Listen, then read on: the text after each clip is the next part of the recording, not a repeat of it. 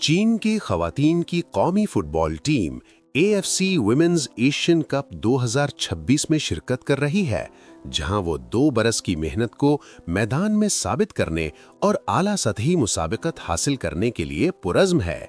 ये बात चीनी टीम के हेड कोच एंटे मिलिचिच ने बताई। चीनी ज़हनियत के साथ वो हमेशा पुरएतमाद रहती हैं, खुसूसन एशिया में। मेरे ख्याल में वो समझती हैं कि ये वो मैदान है जहां वो मजबूत साबित हो सकती हैं। मुझे अपनी मौजूदा टीम पर मुकम्मल एतमाद है। हम ऐसी कारकर्दगी दिखा सकते हैं जिस पर पूरा मुल्क फख्र करेगा। ये टूर्नामेंट इतवार के रोज शुरू हुआ। मई 2024 में मिलिचिच की चीन के हेड कोच के तौर पर तकरूरी के बाद ये पहला बड़ा मुकाबला है जिसमें कौमी टीम शिरकत कर रही है।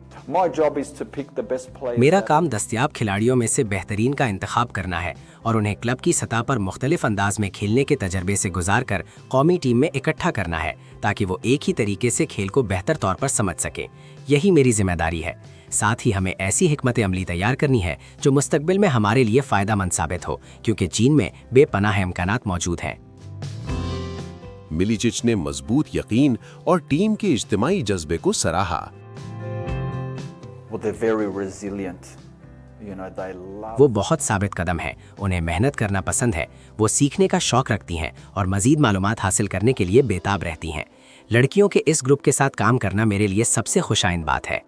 हमने सिर्फ गुज़श्ता 50 दिनों में ही नहीं, बल्कि गुज़श्ता 2 बरसों में भी बहुत सख्त मेहनत की है। आइए आजिज़ी इख्तियार करें और हर हरीफ का एहतराम करें।